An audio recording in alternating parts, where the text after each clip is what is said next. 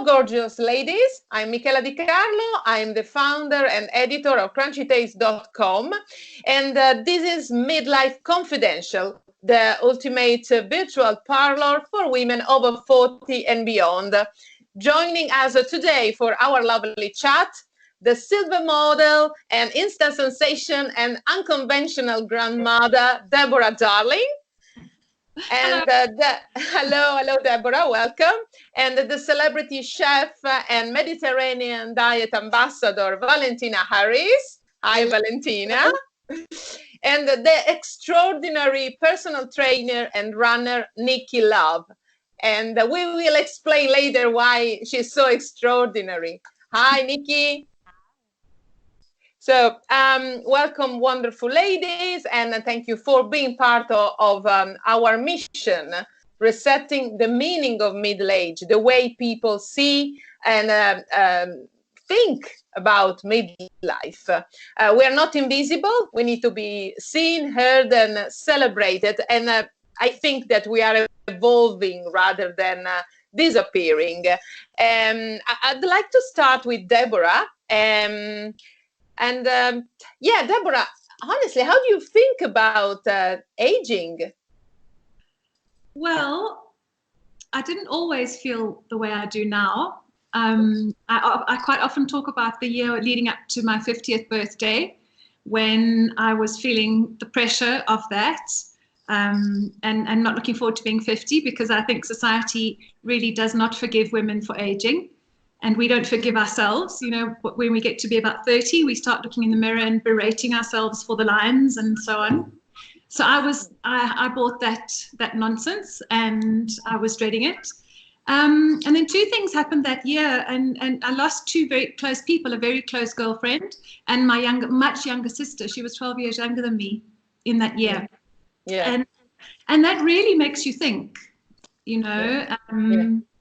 So that, I don't know, that coupled with discovering some beautiful people online, the ageless style movement, and I just started to rethink it all. And now I think it's a wonderful place to be. I think this is a great stage of my life. I feel like a teenager again. And I've got no children.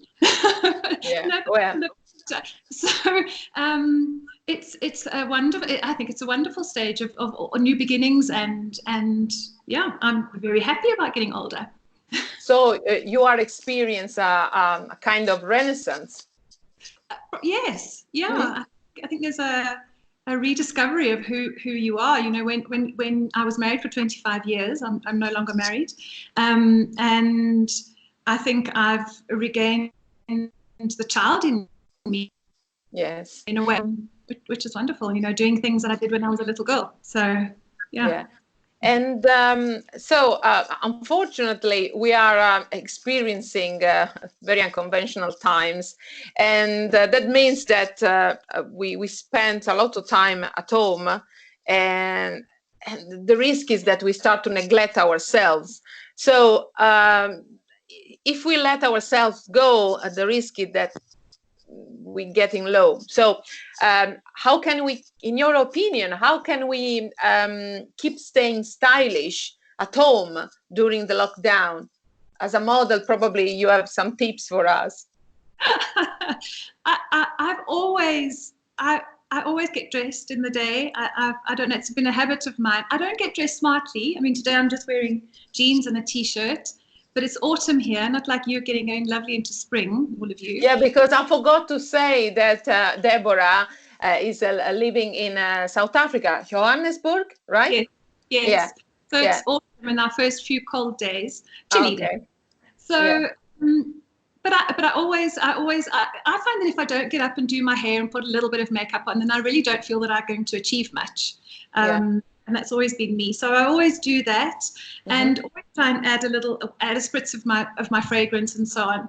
And like today, I'm chilly, so I'm wearing a little faux fur instead of a jumper, a faux fur wrap. But I'm a bit strange. Can I show you my washing up gloves?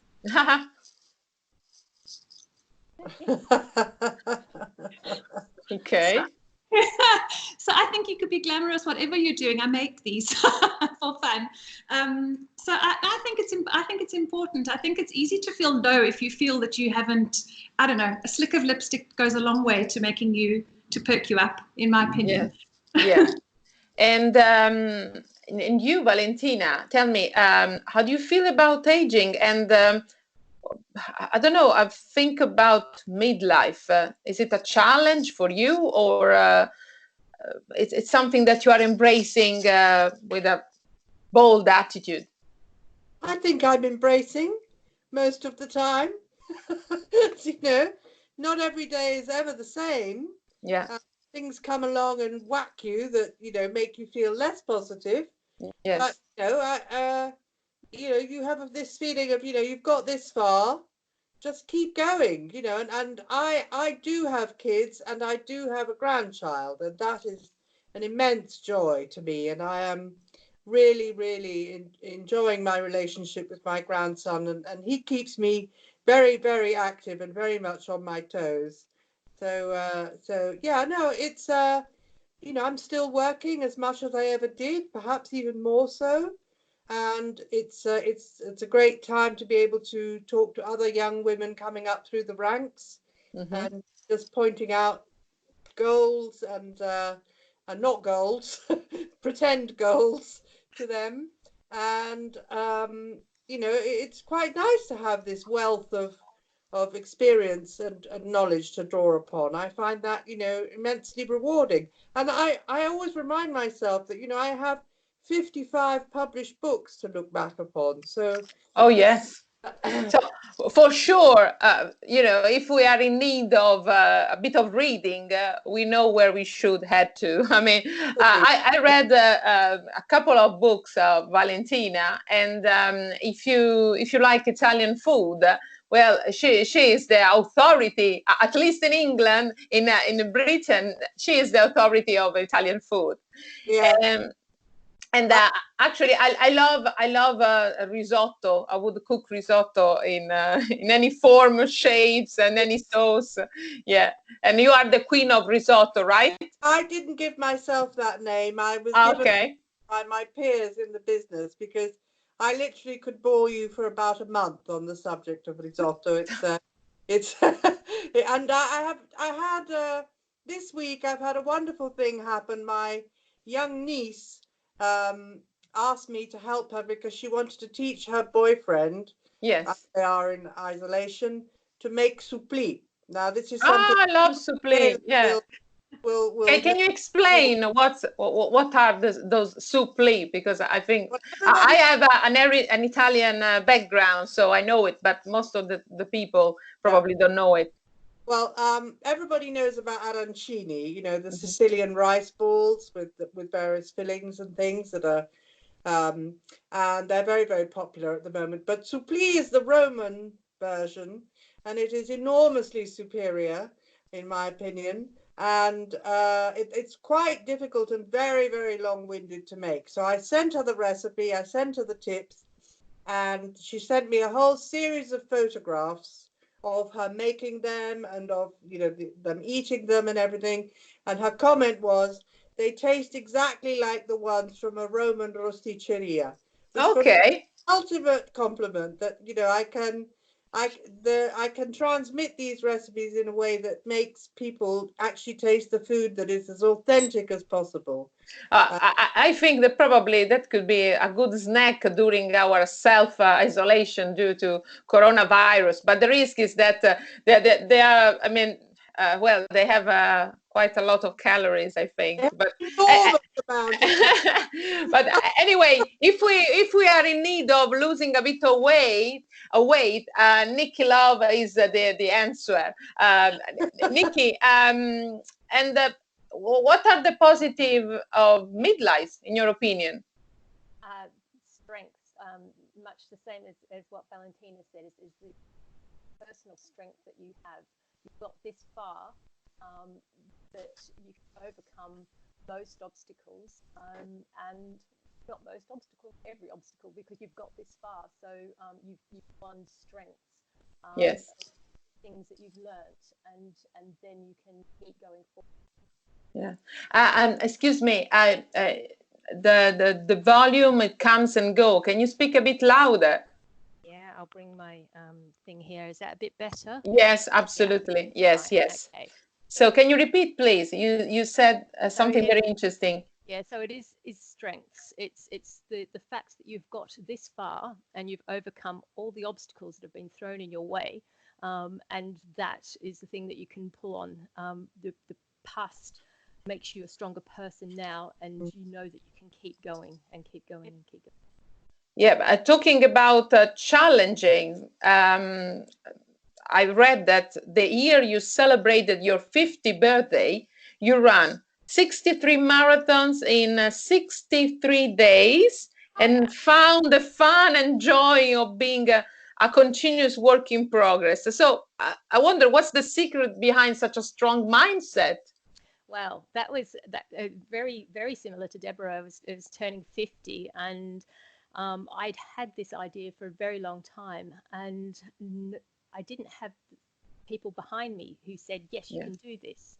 That came from me, and it took a long time for me to say, right, I'm going to give this a go. And it was that turning 50 of thought of, well, if I don't do it now, when am I going to do it? And that was the catalyst of understanding that I was going to give this a go. It didn't matter if it didn't work, but if I didn't give it a go, how would I know what I was capable of achieving? So the fear of not giving it a go became stronger than the fear of failure, I guess. And at that tipping point, you just go for it, and that's what I did. So it's not easy. I mean, before the coronavirus hit us as a storm, I started, to do some jogging, but it's very difficult to be motivated. How do you find your motivation every day? Well, I did start from a place of absolutely loving running. So I love being outside. I love the energy that you get from nature. And that was just thinking. So it was breaking it down into simple thoughts. What did I love doing? I love being outside and I love running around outside. So I just broke it down. Instead of thinking, well, that's a whole marathon you've got to do, it was like, oh, I'm going to this new place. I'm going to be outside. I'm going to be doing this thing that I absolutely love. I'll work out the rest of it as I go along. It was tough, don't get me wrong. I didn't run the entire time with a big smile on my face. Yeah. But that makes you feel better. Good. But it was understanding that this was so important to me to find my strengths, and to be able to share the story as well, and share people coming along with me. And that was the driver that kept me going. So understanding the reason why you're there, and having a clear set of whys, and it wasn't just one. I had a great big long list. Understanding your why will keep you going, and that will keep you motivated even during the toughest of times. And for you, Deborah, what's your why? What's your motivation to keep you going and being so bold and brave, not only in the way you look? For me, it's this idea that as I said, women don't forgive themselves for aging. That was Jane Fonda said that, but I feel that it's so true. Yeah. And I think that I get such a lot of beautiful messages, and my tribe, as I call them, my tribe on the social media, are so a lot of them are in the place that I was in at the time when I was dreading growing older and feeling bad about myself, and I like to think that I inspire them to grab their life and to accept aging and to accept the things that come with it. And that's my why. It's the beautiful messages and the beautiful the love that I get from the people, because I know that they need someone to say it's okay to be older, and in fact it can be a very good thing. So that's what my purpose is, I think. Yeah, but in your opinion, as a model, when we get older, is there a standard of how to dress for our age? I think some people think there is, but I don't think there is. I think we dress. I don't think it's age appropriate. I think it's personality appropriate. It's who you are, because not everybody wants to dress the way I do, but the way I dress expresses who I am. And I would look very different if I dress, and I wouldn't look like myself if I dressed like my grandparents did. Yeah, absolutely. So Absolutely. I think it's appropriate for you. I don't think it's age appropriate. I actually think that's a bit of a backhanded compliment when people say, "Oh, you look lovely," and you know what I like is that it's age appropriate what you're wearing.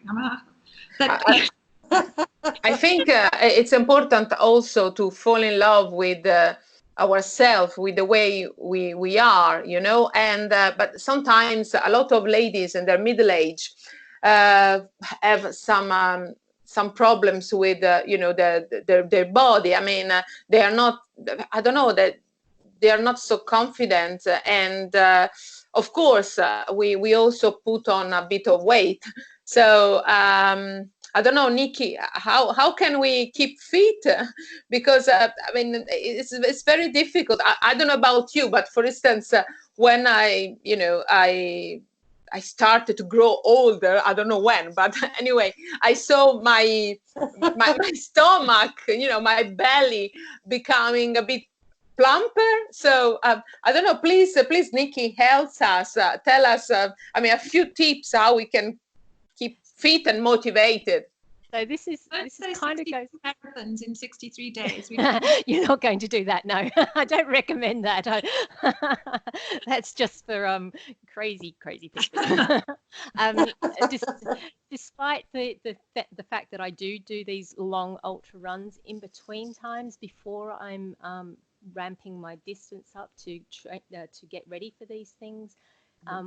In the meantime, I do short things. I do things at home. I used to work in a gym. I don't anymore, but I worked out that what worked for me was that I did short, sharp workouts, basically body stuff rather than lots of weights and lots of equipment.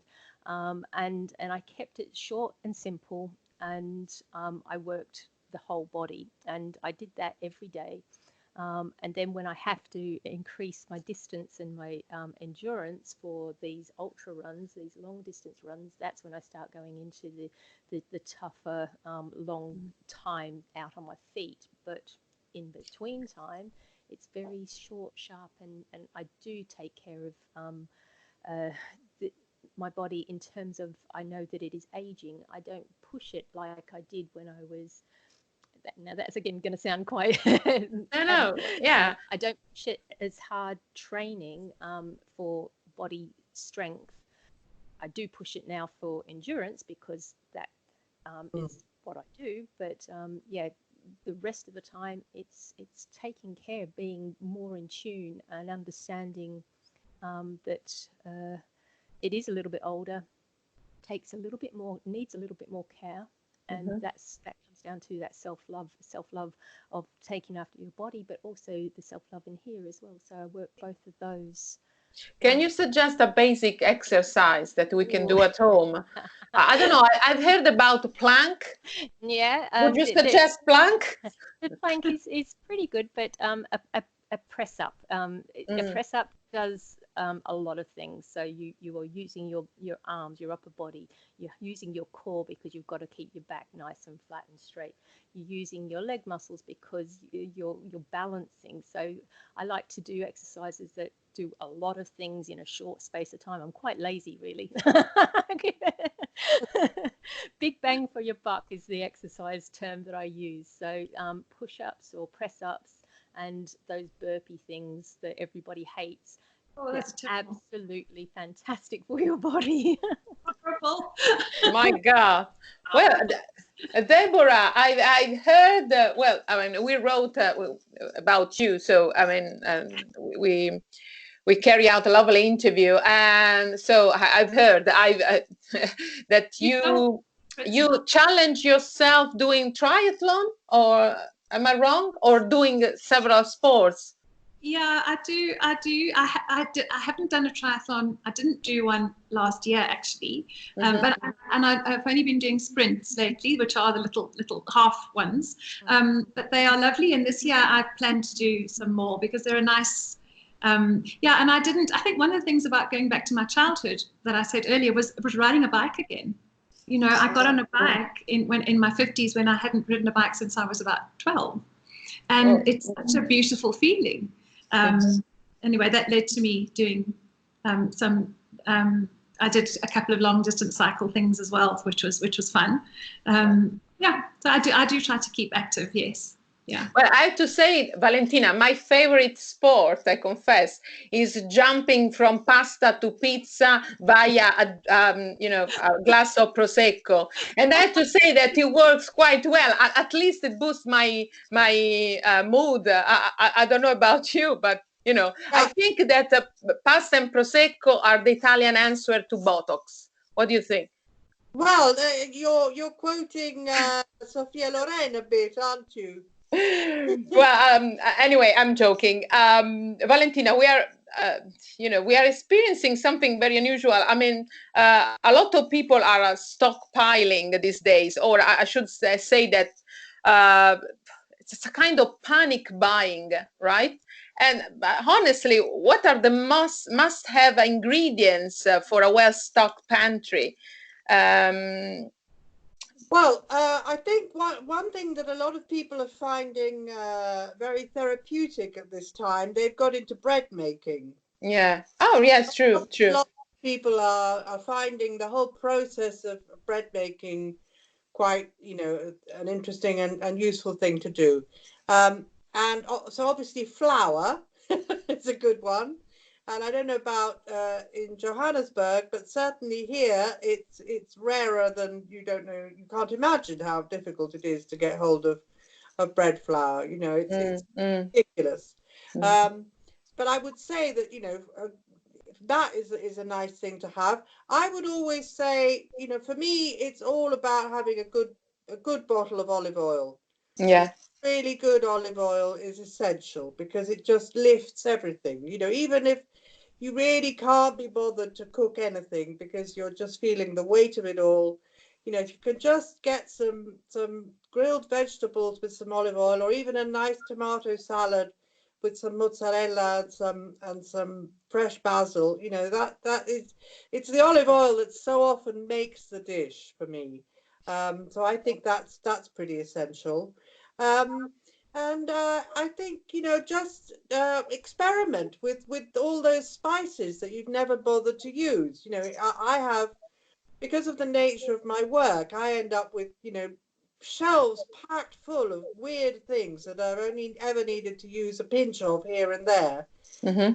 I never use something like asafoetida. Why would I? Even though many years ago, I remember being at a dinner with Madhur Jaffrey, and Madhur spent the entire dinner trying to persuade me that asafoetida and truffles basically are the same flavor. Okay, strange. Yeah. But, now I've ended up through a whole series of jobs that I've done here and there with 6 pots of asafoetida sitting there. So now, and I'll have a look at the dates on them and I'll start playing with them. But everybody must have, things in their cupboard that they've never really used, because normally you get into the routine of cooking the same range of dishes over and over, and you don't really vary them that much. Yeah. So I think this is a time to start, really experiment. It's not always going to work, but then, you can always go back to the tomato salad with the olive oil if all else fails. I don't know about you, but these days, I don't know, I can't stop eating. So I wonder if you have any quick recipe for a healthy snack to share with us. Well, yeah. Mozzarella and tomato, it's a good choice. Tomato is always good. It's difficult because, yes, a lot of us are turn to food in times of crisis, and if you are prone to being the sort of person to be comfort eating, you're going to be doing it a lot more right now. A, because it's comforting. B, because it breaks the boredom, and like that. I think I could say something really boring, like, a plate full of crudité.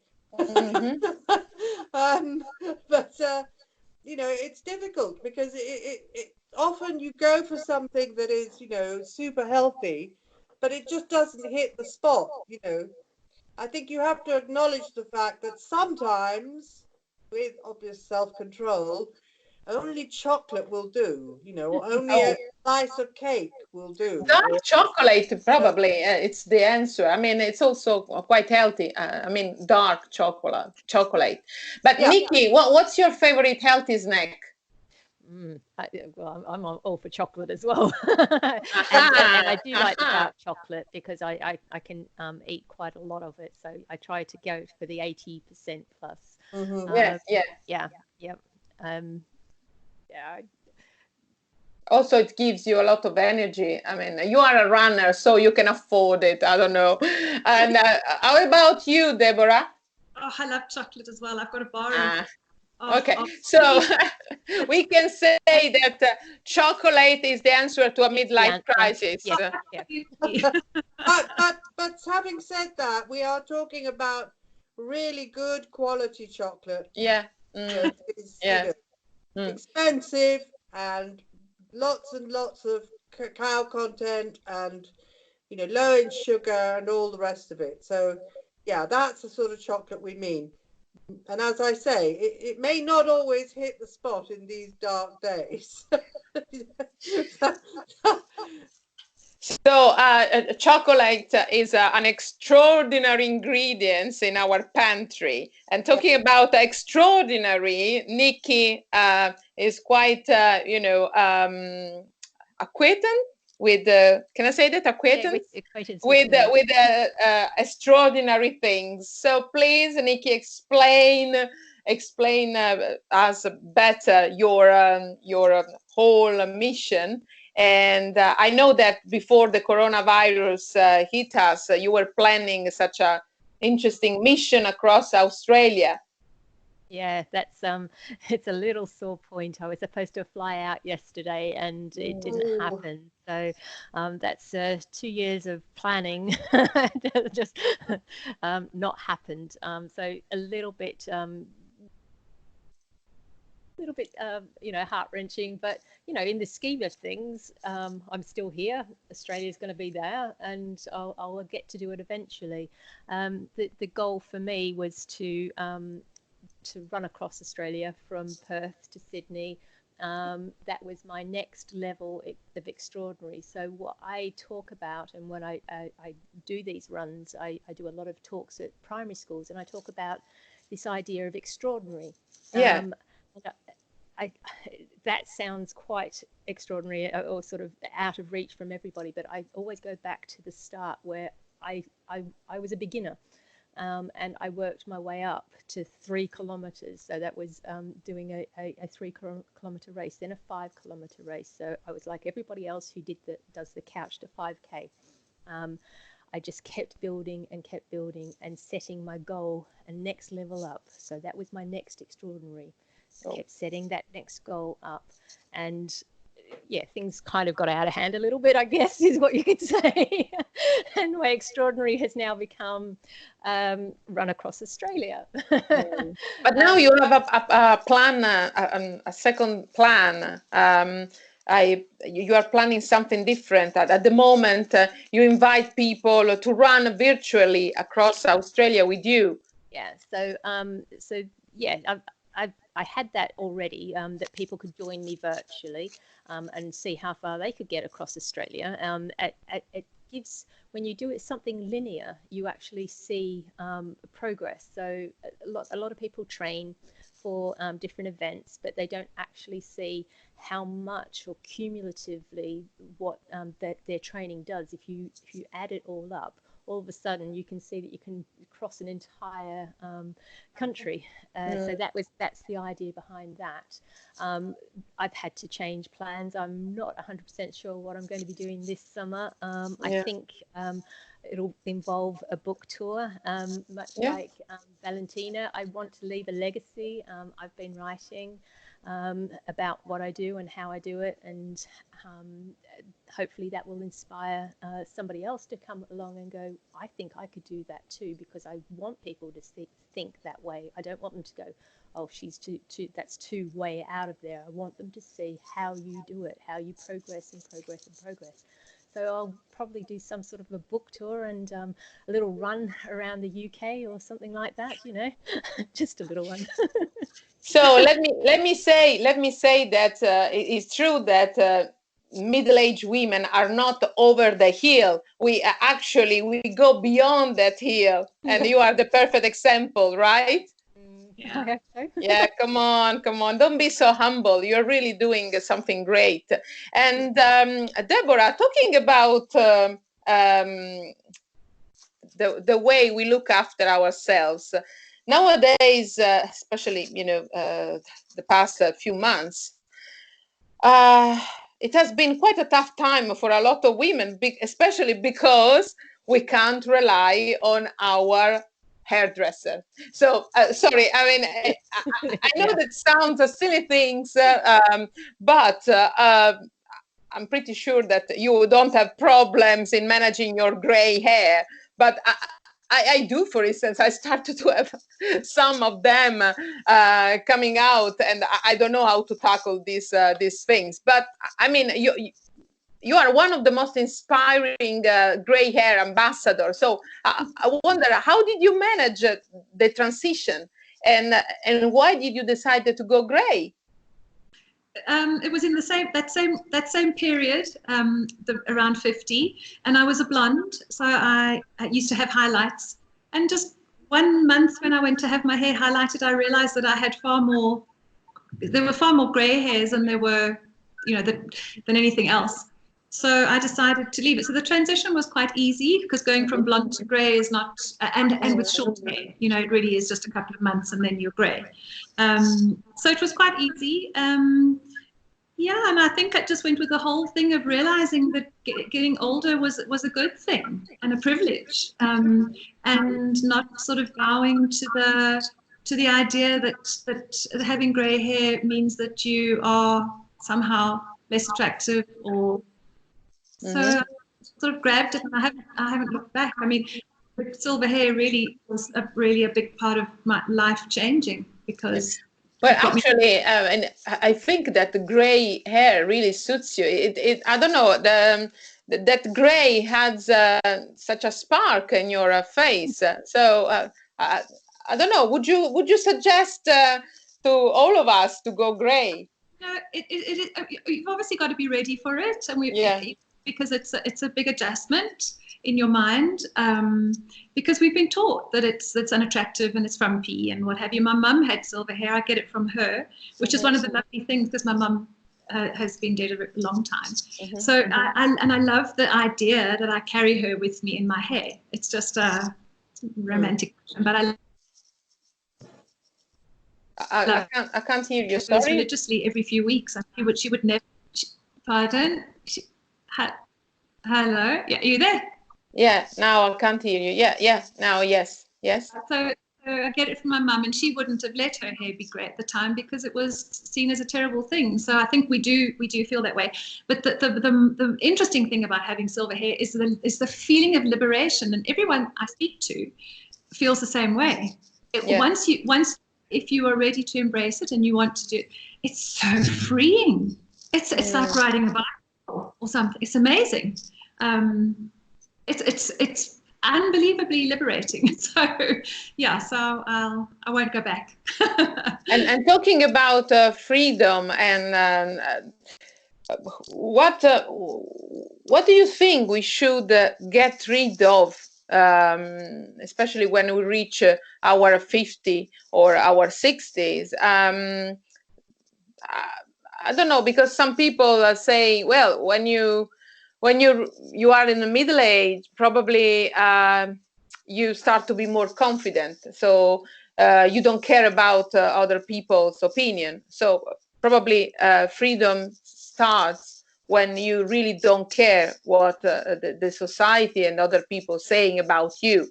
So probably going gray for you was liberating also because it was a kind of self-affirmation. Yeah, I don't know. I mean, yeah, what do you think? I think as you get older, I am gaining more confidence in just being me and wearing what I want to wear and so on. So yeah, I think definitely, and it's part of it. Having more confidence as we get older for me is a great thing, and I think a lot of women find that. You know, it's not that I don't care what people think, but I care less, you know, about what people think about me. Thank you, Deborah. And before our wrapping up, just another question. I would like to know how you are experiencing the self-isolation or the lockdown. Valentina, what are you doing these days? Well, I live in the country, so I am having a very long walk every day over hill and dale. I never meet a soul, and it being springtime, I have started to forage. So I come home with bags of strange Oh, that's good. That's good. things to cook up. I'm making myself cook twice a day. Because I think it would be so easy to not do that, you know, and just have another sandwich or another bit of bread and cheese, or, you know, just be lazy about it. So I'm making myself cook every single day, twice a day. I'm recording the recipes because a lot of them are you know, new things with my experimentation process. And I have this habit of collecting utensils, cooking utensils from wherever I am in the world. And so I have been recording the utensils that I've been using. Oh, nice. That eventually maybe I can put this into a book with the stories of the utensils. That's nice. What's your favorite one? My favorite one I bought in Johannesburg, actually. Oh. I bought it from a street vendor. It's a handmade pestle and mortar. Okay. It's exactly the right depth and the right width to grind spices really easily and very, you know, without hurting your wrists and because so many times, you know, it's all such a pain that you end up not bothering to grind them properly because it's just also uncomfortable. But this is a really comfortable piece of kit, and I really love using that a lot. It's my favorite thing in the kitchen, apart from my knives, of course, which are, you know, crucial to me. So I'm doing a lot of that, and for treating myself, because you have to balance all this with treating yourself, you know. For me, it's long baths, long baths with a glass of wine and a good book. Oh, wow. And every lotion and potion imaginable chucked in there, you know. And good wine. I don't know what to choose among between, you know, the Italian one and the South African one, because the South African wines actually are quite good. Oh yes, there's a lot of fantastic wine. Yeah. Yes. And you, Deborah, how you are experiencing this locking down? What are you doing? Yeah, it's been a full week. It started last Friday. So you're still coping with that. After a couple of weeks, you start probably. Okay. We are not. The guidelines for us are not to go out, not to, or to go anywhere unless no jogging, walking dogs, and so on. Only to go out for emergencies, for groceries, or for medical. So it's even more difficult. It's even more difficult. Yeah. And I'm probably going to have to order some shopping in online. What am I doing? I'm keeping busy.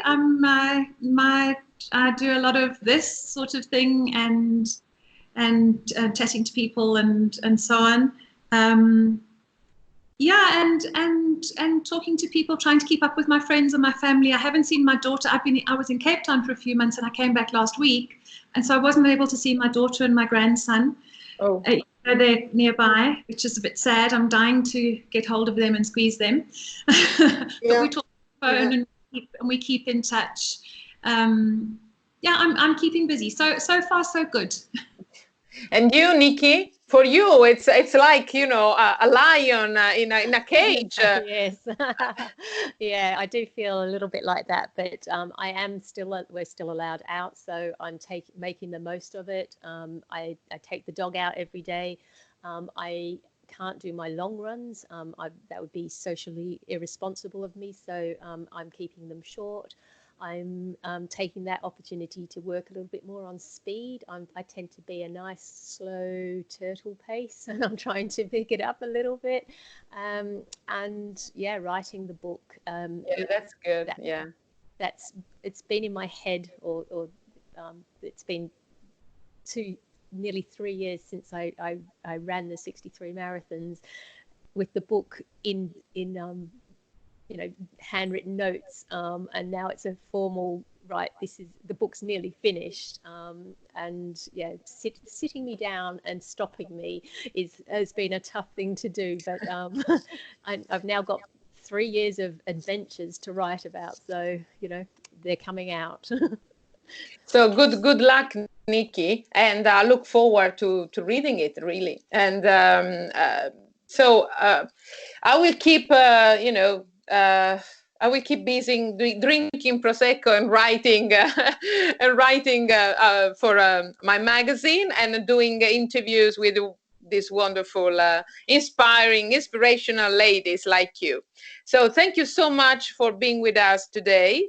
And I hope to talk to you soon again. Maybe next time I would like to invite you for a proper Crunchy Talks. Okay? Thank you so much, and take care. Bye bye. Bye bye. Okay. Bye.